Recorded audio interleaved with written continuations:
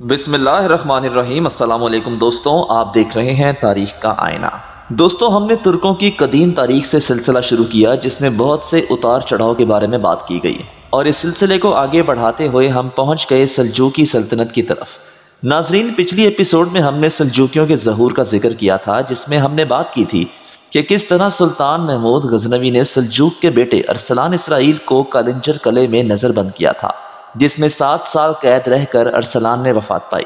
اور آج کے ایپیسوڈ میں ہم اس سلسلے کو آگے بڑھاتے ہیں۔ دوستوں، ارسلان کی گرفتاری کے کچھ عرصے بعد ترکمانوں کا ایک گروہ سلطان محمود کے حضور پیش ہوا اور غرض کی کہ ماوراء نہر کی چراگاہیں ہمارے لیے کافی نہیں ہیں، اس لیے ہمیں جیہون دریا پار کر کے خراسان میں آباد ہونے کی اجازت دی جائے۔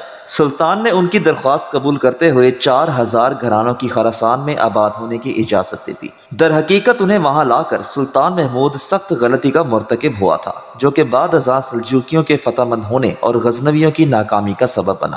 اوائل میں توس کے گورنر امیر جاذب نے ترکمانوں کے آنے کی سخت مخالفت کی، ترکمانوں کو وہاں سے نکالنے یا ان کی انگلیاں کاٹنے کا مشورہ دیا تاکہ وہ تیر چلانے کی صلاحیت سے محروم ہو جائیں۔ سلطان نے سختی سے اس کی تجویز رد کرتے ہوئے کہا کہ تم نہایت بے رحم اور بدگمان شخص ہو۔ 1027 میں سلطان کے ہندوستان کے سفر سے واپسی پر ترکمانوں کے تجاوزات کی شکایات موصول ہوئیں۔ اس نے توس کے گورنر کو خط بھیجا کہ ان کا سدِ بات کیا جائے، لیکن ترکمانوں نے غلبہ پا کر ان کے کئی سپاہیوں کو قتل و زخمی کیا۔ سلطان نے گورنر کی بے لیاقتی اور ناکامی پر سخت الفاظ کہے۔ والی توس نے جواب میں محمود کو لکھ کر بھیجا کہ یہاں ترکمانوں کا فتنہ آخری حد تک پہنچ چکا ہے، اگر آپ بذات خود آ کر ان کی سرکوبی نہ کریں تو یہ بڑھتا جائے گا۔ سلطان نے جرار لشکر کے ساتھ ان پر یورش کی اور سخت جنگ کے بعد سلجوق پسپا ہو کر بالکان اور دہستان کی طرف پراگندہ ہو گئے۔ کچھ عرصے تک ان کی طرف سے خطرہ ٹل گیا۔ اس کے بعد 1030 عیسوی میں سلطان محمود کی وفات کے بعد ترکمانوں نے دوبارہ سر اٹھایا۔ چونکہ سلطان مسعود سیاسی و فکری اعتبار سے اپنے والد کے مقابلے میں بہت کم شعور رکھتا تھا، اس لیے سلجوکیوں کے دوبارہ ظہور کرنے کی راہیں ہموار ہو گئیں۔ اس دوران سلجوکیوں کی سربراہی تغرل بیگ اور چغری بیگ نے سنبھالی، جو کہ میکائیل کے بیٹے تھے۔ 1037 عیسوی میں سلطان مسعود کے ہندوستان سفر سے فائدہ اٹھا کر سلجوکیوں نے فاریاب اور تالکان پر قبضہ کر لیا۔ مسعود غزنوی نے غزنی پہنچ کر اس ناخوشگوار واقعے کی اطلاع پائی اور اپنے لشکر کو جمع کر کے سراخس کی جانب روانہ ہوا۔ وہاں سلجوکی اور غزنوی سپاہ کے مابین فیصلہ کن جنگ ہوئی، جس کے نتیجے میں سلجوکی ترکمانوں نے برتری حاصل کر کے نیشا پور کو بھی فتح کر لیا۔ 1037 عیسوی میں تغرل بیگ نیشا پور پہنچا اور وہاں کی جامع مسجد میں اس کے نام کا خطبہ پڑھا گیا۔ یہ واقعہ سلجوکیوں کی حکومت کا آغاز کہلایا جاتا ہے۔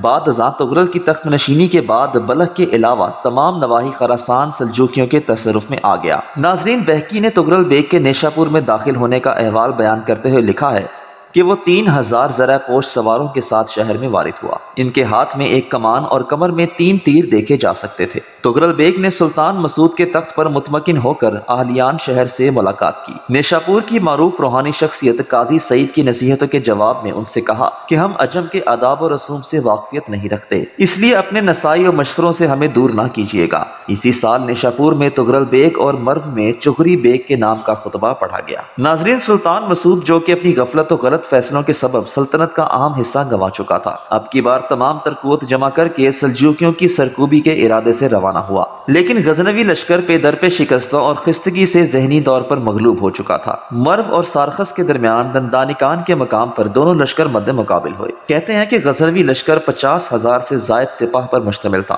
جبکہ سلجوکیوں کی کل عسکری قوت 20,000 سے زیادہ نہ تھی۔ جنگ میں فیصلہ کن موڑ تب سامنے آیا جب غزنویوں کے ہر اول دستے سے 400 کے قریب سپاہی سلجوکیوں کی صف میں شامل ہو گئے۔ غزنوی لشکر میں موجود ہندو افغان عساکر تو پہلے سے بدل چکے تھے، انہوں نے میدان جنگ سے فرار کی راہ اختیار کی۔ سلطان مسعود اپنے وفادار ساتھیوں کے ساتھ مردانہ وار لڑتا رہا، لیکن اب پانی سر سے گزر چکا تھا۔